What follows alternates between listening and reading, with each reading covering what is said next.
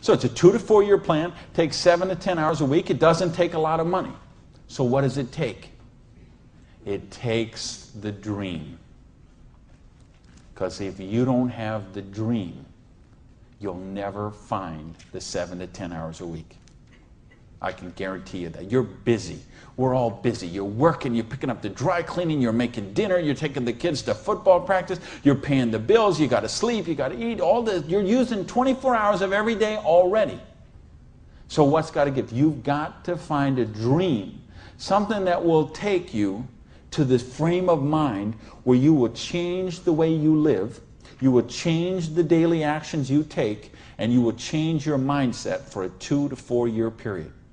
So that alarm clock will go off at 6:30 in the morning. You'll get up, you'll have your breakfast, you go to work, you'll work 8 or 9 hours at your job, you'll get out of the job, you'll run somewhere, grab a bite to eat, and go somewhere and work for another 3 hours in the evening. When you could be home watching TV, when you could be with your kids, when you could be with your family, when you could be watching a football game or something else. But you will make a sacrifice. You will say, I will find the 7 to 10 hours a week for 2 to 4 years to build my freedom, to build my security, to build my independence. And don't tell me, ladies, well, I can't do that because of my kids. Let me tell you what I say to that. Don't use your kids as an excuse not to do the business. Use your kids as the reason to do the business. So you can raise your own kids instead of paying someone else to raise them for you. You know how many people drop the kids off at a daycare center at 7:30 in the morning and pick them up at 5 o'clock at night? Those poor kids couldn't pick their mother out of a police lineup.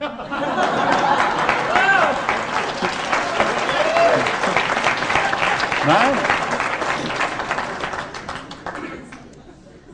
Don't use your religion as an excuse. Let me tell you, I missed a lot of church for a couple of years while I built my business. I was doing meetings on Wednesday nights instead of going to church on Wednesday night. Some Sundays I was in a different city working with a long-distance line instead of being at church. But you know what happened? I tithe 10% of every penny I make to my church. And I make a lot of pennies these days. Okay, some Sundays, we seat 800 in my church. You know, some Sundays, they put that basket around and it starts here and it goes all the way down the aisles, all that just like that. And you know, sometimes the check that I put in there equals the checks of 799 other people all added together. That's what missing a few days of church did for me. Gave me time to serve on the board of the church, 2 years as the president. A couple of years more as the Blue Ribbon Committee. I've been able to contribute to the church. I've been able to teach a class on prosperity on that. See, I couldn't do that when I was broke. Do you really get that? You can't do these kind of things when you're broke. You can't help your kids when you're broke. When you're so busy trying to pay the bills, you're so busy trying to cover the mortgage, you're so busy trying to pay the rent, you can't live life. And that's not the way life is meant to be lived. I came here because I want you to have an amazing life like I have. And believe me, I have an amazing life. I live in my dream home. I live on the ocean, okay? I go to bed every night. I hear those waves crashing on the shore. I wake up, I go down, and I got a beautiful car to get into. I have beautiful people in my life. I have wonderful health. Everything is, I make more money every year than I did the year before. I am living a dream that is just wonderful. But I made some sacrifices along the way. And that's what I'm saying to you. Make some sacrifices. Take 2 to 4 years. Make a commitment. When you walk out of here tonight, make that commitment. Not to your spouse, not to your sponsor, not to me, not to yourself. Make a commitment to yourself that you're worthy, that you're worth it, that you will think back. And that's what I want you to really do, is say, okay, what were your dreams when you were 15? What is the house you would live in if money is no object? Do you have a picture of it somewhere that you carry around to fuel you? What is the dream car you want to be driving? Is it a red Lamborghini Diablo, Ferrari Testarossa, Bentley, Viper? What is it? Do you have a picture of it in your wallet? You got a picture of it in your planner? You have a dream board with it up somewhere? You got it up on the mirror in the bathroom? You got it up on the refrigerator in the kitchen? How much time you want to spend with the loved ones in your life? How much money you want to give to charity? I had lunch. Funny, I just got invited to be on the board of directors for the Florida Philharmonic. I'm so honored they asked that, and I'm proud to be a supporter of them. I'm so proud to be a supporter of the opera and the Young Artist Program and all kind of charities. Fascinating thing, though. I had lunch with the guy who invited me to be on the board. He gave $1 million to the Philharmonic this year. $1 million. So they can play beautiful music. That's money. That's money with a capital M. That's living a life of dreams. That's living a life of wonder, of joy, of adventure and growth. And that's what I want for you. But you got to know what that is.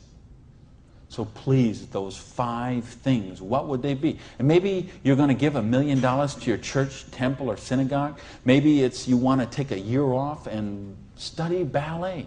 Maybe you want to take 6 months and go on a cruise around the world. Maybe you want to fly in all your family from all over the world and have a reunion. Maybe you want a house in Paris and a house in Hawaii and a house in San Diego and a house in Berlin. I don't know what it is for you, but you have to know what it is. Or nothing I'm going to talk about tonight is going to make any sense to you. You'd be better sitting home watching Survivor, Big Brother, Fear Factor, whatever one of those shows. You could sit watching any one of those shows instead of be here tonight. Because if you're here tonight, you got to know what your dream is. And we can show you. I will draw out on this board. I will draw out a way and show you how you can live those dreams. And I'll show you how to build some residual income, some retirement security, and you can just do the numbers yourself, okay? And you could say, all right, is there any of those 5 things that I would do, have, or become that I can get with what I see here on this board? The difference is, and here's the secret, okay? You wonder, okay, I know there's nothing for free. There's always a cost. Here's the thing. Here's the secret of everything I'm going to talk about tonight has to do with leverage. It's getting you out of the trap. And there's a big trap, okay? And this is the trap. It's people trading time for money. You work 40 hours, you get paid for 40 hours. So you work 40 hours and you get paid $400 a week. If you're sick half a day and you only work 35 hours, you get paid $350. If you need some extra money because there's something that you want to do, you put in some overtime, so you work 45 hours, so maybe you get $450. Well, you know what? That is trading time for money. Time for money. Hours for dollars. Hours for pounds. Hours for dollars. Hours for cougar ranch. Whatever the currency is. If you're trading time for currency, you can't get wealthy. It's a trap. You got to put some leverage to work somehow to get out of that. Because this is what keeps people broke. So in my case, when I lost my dream, and I started all over again, I said, well, I got a choice here. I can go and live like most people do and live that life of quiet desperation and just mind my own business and do the thing and be a worker drone in the collective like everybody else. Or I can go after my dreams again. So I began a study of prosperity. Because when you're $55,000 in debt, no house, no car, no credit cards, and you start selling the furniture, things look a little different. Anybody here ever sell your furniture for your business? Interesting scenario. Here's what I found. The end tables, not a problem. Coffee table, no big deal. Kitchen table, hey, you can always eat in the sofa. Lamps, no big deal. You got the light in the kitchen on the ceiling. But the sofa and the bed and the TV. How did I know you'd know that? The bed, the sofa, and the TV, they gotta be the last to go. Because see, I don't know if you got it here, but what we have in the States, we have infomercials on all night long. So once midnight hits, these infomercials start, and they're all about how to make money. So what do you do when you're $55,000 in debt and you're sleeping, with no furniture and whatever? You sit up all night and you watch infomercials.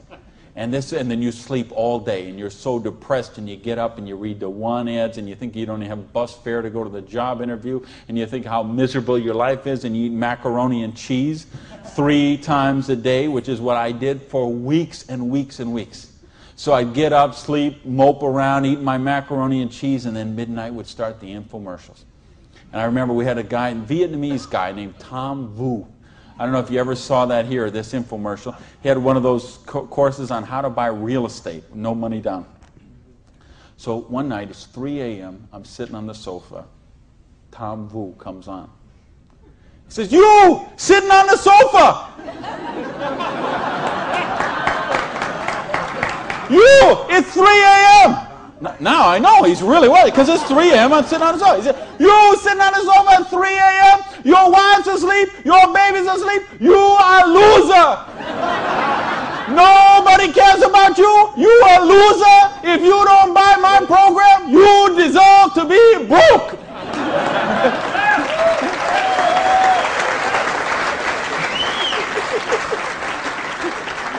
And I'm like, oh, if only I could afford this. But of course, I didn't have the $199 or whatever it was. So, and eventually, of course, the sofa had to go, the bed had to go, and then the TV had to go. And then something else had to go. And that was my mindset. My victim, loser, woe is me, oh, the circumstances are against me. That mindset had to go.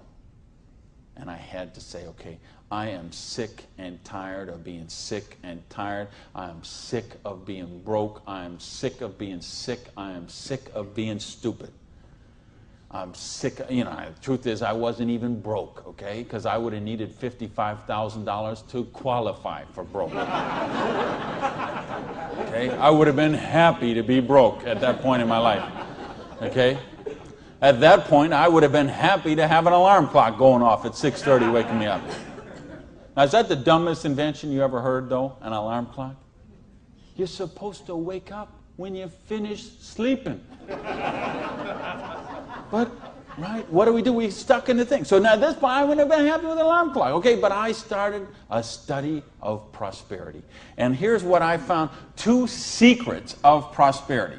If you want to be wealthy, secret number 1, you have to be your own boss. You ain't going to get rich working for other people. You know, if you've got to get a job as president of Disney Studios or, IBM calls you up and wants you to be the vice president of operations, maybe you're going to make a lot of money. All I know is those people weren't calling me, okay? And they may not be calling you, okay?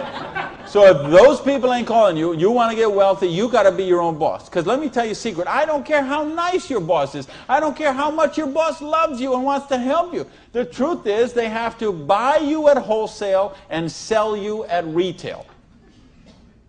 Otherwise, they don't make money and they don't stay in business. So the only way they make money off you is to buy you at wholesale and sell you at retail. So if you want to make money, you got to be able to get up in the morning, look in the mirror, and know that you're talking to the boss.